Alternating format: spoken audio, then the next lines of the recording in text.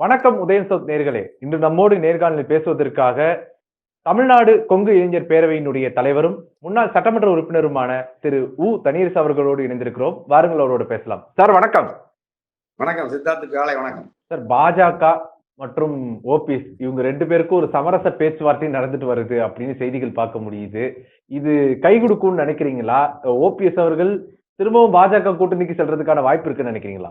உறுதிய வாய்ப்பு இருக்கு. எப்ப இருக்கணும்னா, நீங்க இரட்டை இலைய முழுசா எடப்பாடிக்கு தராம, அல்லது எடப்பாடி அப்படி அதை ஒழுங்குபடுத்துவதற்கு அதை ஏற்க மறுத்தால் இரட்டை இலையை நிறுத்தி வைப்பதற்கு, தடை செய்வதற்கு இத்தனை ஆண்டு காலம் பாஜக எடப்பாடிக்கு சட்ட ரீதியாக, நீதி ரீதியாக, நீதித்துறையில, அரசியல் ரீதியா, தேர்தல் ஆணையத்துல பல்வேறு நிலைகள்ல அவர்கள் எடப்பாடிக்கு ஆதரவாகவும் அண்ணன் ஓபிஎஸ்க்கு எதிராகவும் இருந்தாங்க பாஜக. ஆனா அப்படிப்பட்ட பாஜகவினுடைய இந்த நிலை நீடிக்குமானால் அண்ணன் ஓபிஎஸோடு இந்த சமாதானம் முடிவுக்கு வராது. சமாதானத்துக்கு அண்ணன் ஓபிஎஸ் ஒத்துக்கொள்ள மாட்டார். எவ்வளவு அடித்தாலும் தாங்குவார் அப்படிங்கிற மாதிரி ஒரு கருத்துல தான் இவ்வளவு நாளா ஓபிஎஸ்ஐ அவர்கள் நிராகரித்தார்கள். ஒரு கட்டத்தில் இதற்கு மேல் இனி பொறுத்திருந்து பயனில்லை என்பதனாலதான் அவர் வெளியேறி இருக்கிறார். அந்த வெளியேற்றம் கூட அவர் நேரடியா கருத்து சொல்லாம பொதுவா வெளியேறினோம்னு அறிக்கையை வச்சுட்டு சும்மா நிர்வாகிகள் கூட்டம் முடிவு, அதனுடைய நிர்வாகிகள் கூட்டத்தினுடைய மூத்த தலைவர் ஐயா பண்ருட்டியார் தான் அந்த அறிவிப்பை கூட செய்கிறார். அவர் கூட நீங்க பாஜக துரோகம் அளித்து விட்டதா, நம்பிக்கை துரோகம் செய்து விட்டதாலாம் கேட்டா, ஏன் வெளியேறின்னு கேட்டா அது நாட்டு மக்களுக்கு தெரியும் சொல்றாரு. அப்ப அந்த கூட்டத்தில் இருக்கிற யார் ஒருவருமே பாஜகவையோ, மோடியோ, அமித்ஷாவையோ அந்த தேசிய ஜனநாயக கூட்டணியில் தொடர முடியாததற்கு எது காரணம் என்பதை நேரடியாக எதிரிகளில் நிறுத்தல. இவ்வளவு பண்ண பிறகு கூட பாஜகவை நீங்க சொன்ன மாதிரியே மோடியை, அமித்ஷாவை இவர்கள் நேரடியாக எதிர்நிலையில நிறுத்தி விமர்சிக்காமல் இப்பவும் அந்த கூட்டம் மொத்தமும் மௌனமா தான் கலைஞ்சு போகுது. அப்ப எடப்பாடி மாதிரியே, டிடிவி மாதிரியே, சினிமா மாதிரியே ஓபிஎஸ் இப்படி வெளியேறின்னு சொன்ன பிறகு கூட அவர்களுக்குள்ள எந்த விதமான விமர்சனத்தையும் பரஸ்பரம் வைத்துக் கொள்ளாமல் மௌனமா கடந்து போறதுனால இப்ப நீங்க நம்ம சித்தார்த்து கேட்கிற கேள்வி நியாயமானதுதான். அப்ப அவர்களுக்குள்ள ஏதாவது இன்னும் உறவு அல்லது சமாதானம், அந்த கதவு மூடப்பட்டு விடக்கூடாதுன்னு எதிர்பார்க்கிறாங்க பரஸ்பரம். அது பாஜகவுக்கு அது பாஜக அந்த கலையையும் கற்று தேர்ந்தவர்கள் என்பதனால் சமாதானம் என்கின்ற பெயரிலேயே தன்னுடைய எதிரி தன் மீதான எதிர்ப்பு கணையை தொடுப்பதை தாமதப்படுத்தி அவர்கள் வளர்வது வழக்கம். அப்படித்தான் இப்ப பாஜக சமாதானம் என்கின்ற பெயரில் அண்ணன் ஓபிஎஸ் அல்லது ஓபிஎஸ்சி சார்ந்திருக்கிற முக்கிய நிர்வாகிகள் தன் மீது எதிர்க்கான கருத்துக்களை பரப்பிவிடக்கூடாது என்பதற்காக திரைமறைவில் அவரோடு அன்பாக பேசி பழகி அப்படிப்பட்ட எதிர்த்தாக்குதலில் இருந்து தப்பித்துக் கொள்வார்கள். அப்ப இவரும் எதிர்த்தாக்குதல் நடத்தினால் பிறகு சமாதானத்திற்கான வாய்ப்பு இருக்காது என்று எதிர்த்தாக்குதலை நடத்தாமல் மௌனமாக இருப்பது. ஆனால் இதில் இந்தியா முழுக்க வளர்வது பாஜக, எதிரில் இருப்பவர்கள் எல்லாம் பலகீனப்பட்டு காணாமல் போவது பாஜக. அது பாஜகவினுடைய வரலாறு. இதையாவது இவர்கள் அந்த அணியில் இருப்பவர்கள் உணர்ந்தார்களா? இல்லை. ஆகவே அண்ணன் ஓபிஎஸ் வாய் திறந்து பாஜக மீது இதுவரைக்கும் குற்றத்தை சுமத்தல. அண்ணன் ஓபிஎஸ் அவருடைய அணியை சார்ந்தவர்களே இதுவரைக்கும் வாய் திறந்து கடுமையான அல்லது உண்மையான குற்றச்சாட்டை இதுவரைக்கும் சொல்லலை. ஆகவே அது நீங்க சொன்ன மாதிரி ஏதாவது பேச்சுவார்த்தை நடக்கலாம் அல்லது எதிர்காலத்தில் ஏதாவது வாய்ப்பு இருக்கலாம்னு அவர் காத்திருக்கலாம். ஆனா அப்படி காத்திருப்பது பிழையானது, தவறானதுன்னு என்னுடைய கருத்து.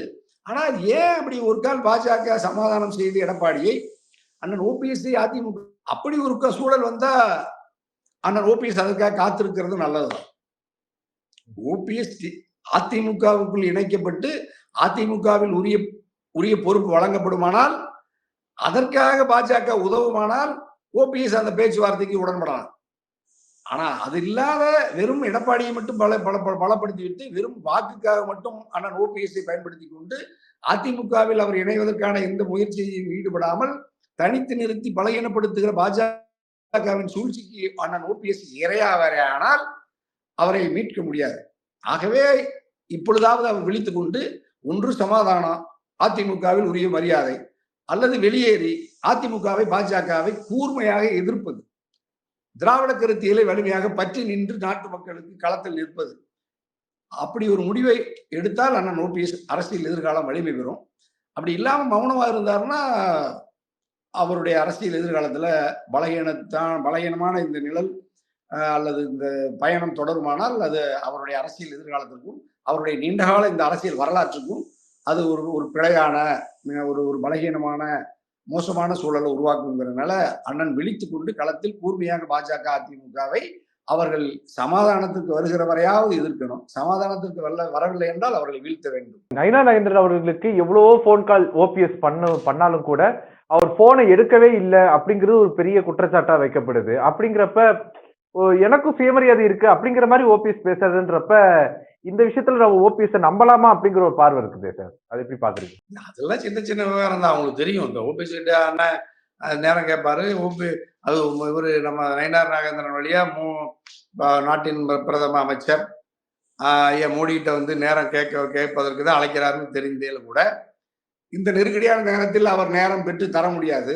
நேரத்தை பெற்று தந்து எடப்பாடியையும் ஓபிஎஸ்ஸையும் ஒரே இடத்தில் நிறுத்தினால் மீண்டும் அதிமுகவில் ஒரு ஒரு ஒரு உறவுக்குள்ள சிக்கல் வரும்னு அவங்களுக்கு தெரியும்.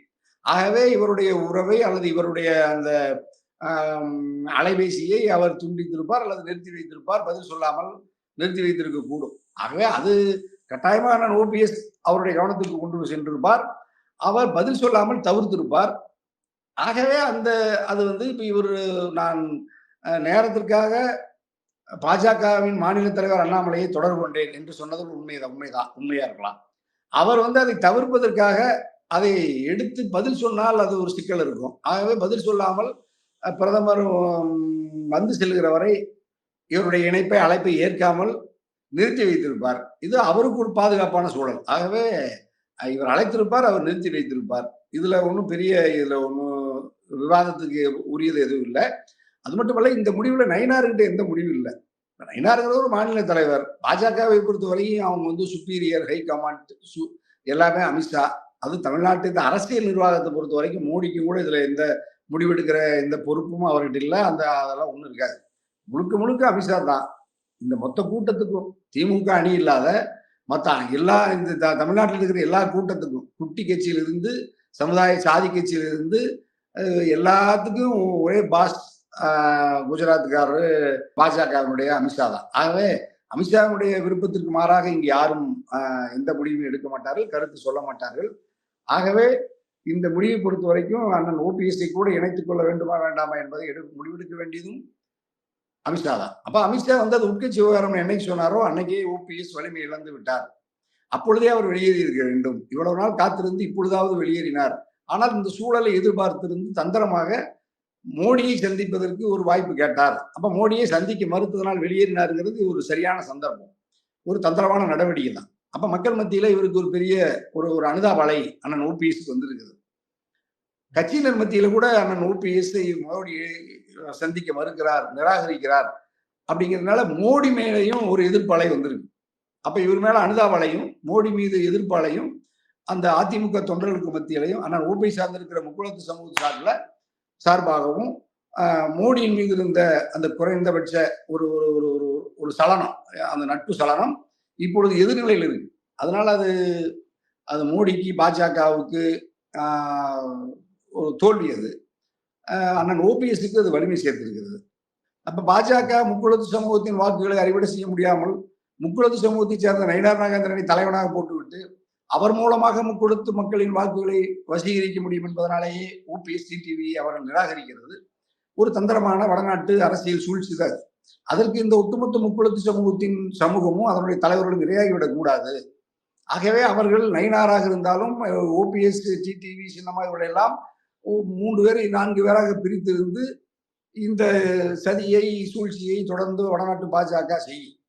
அதற்கு இந்த கருத்த மனிதர்கள் நம்ம தமிழ்நாட்டு மக்கள் சமூக ரீதியாக அரசியல் ரீதியாக தனித்த ஆதாயத்திற்காக பாஜகவினுடைய அந்த தமிழ்நாட்டுக்கு பொருந்தாத தத்துவத்தை, ஒரு மதவாத தத்துவத்தை இங்கு பரப்புவதற்கு இவர்கள் நேரடியாகவோ மறைமுகமாகவோ தெரிந்தோ தெரியாமலோ கட்டாயமா அவர்கள் உதவுகிறார்கள் அல்லது அந்த வலையில் இவர்கள் சிக்கி மகிழ்கிறார்கள். இது பிழையானது, தவறானது. ஆகவே இந்த 3-4 பேரை எதற்காக இவர்கள் விலக்கி வைத்து விட்டு பாஜகவுக்கு ஒரு துணிச்சல் வந்திருக்கிறது என்றால், ஒரு தற்காலிகமாக இடைக்காலமாக முக்குளத்து சமூகத்தை சேர்ந்த நயினார் நாகேந்திரனை பாஜக மாநில தலைவராகவே நியமித்த பிறகு இவர்களுடைய வாக்கு தேவையில்லை, பாஜகவுக்கே நேரடியா வந்துரும்னு நயினார் மூலமா வந்துரும்னு கருதுறாங்க. ஆகவே நம்ம இப்ப நயினாரை அவர்கள் பகடைக்காயாக பயன்படுத்தி இந்த 3 ஏனைய ஆளுமைகளை நிராகரித்து பலகீனப்படுத்துகிற சூழ்ச்சி பாஜக செய்கிறது. அதற்கு இந்த மொத்த முக்குளத்து சமூகமும் அதிமுக தொண்டர்களும் ஏமாந்து விடக்கூடாது. இந்த செய்தியை இப்ப அண்ணன் ஓபிஎஸ் தரப்பினர் வலிமையா கொண்டு போகணும். ஆனா இன்னுமே அவர்கள் நேரடியாக பாஜகவை இந்த மாதிரியான சூழல்களை விலக்கி நாட்டு மக்கள் மத்தியில் தொண்டர்கள் மத்தியில செய்தியை சொல்ல தாமதிக்கிறார்கள் அல்லது விரும்பாமல் அப்படி அஞ்சுகிறார்கள். ஏன் என்ன காரணம்னு தெரியல. ஆனா அவர் துணிந்து எதிர்த்தால் மக்கள் கட்டாயமா இந்த அணியை ஆதரிப்பார்கள். அதாவது அண்ணன் ஓபிஎஸ் அணியை ஆதரிப்பார்கள். நயினார் உட்பட நயினார், மோடி, எடப்பாடி இவர்கள் அனைவருமே ஒரு தண்டிக்கப்பட வேண்டிய நபர்கள் போன்ற மக்கள் மத்தியில வாக்கு மூலமா தண்டிக்கணுங்கிற முடிவுக்கு வரணும்னா இவங்களுடைய கருத்து, இவங்களுடைய செயல்பாட்டை பொறுத்து அமையும். ஆகவே இவர்களுடைய நகர்வு தான் இவர்களுடைய வலிமையை தீர்மானிக்கும். உங்களுடைய நேரத்தை ஒதுக்கி எங்களோட கருத்துக்களை பந்தமைக்கு நன்றி சார். மிக்க மகிழ்ச்சி. சித்தார்த்துக்கு வணக்கம்.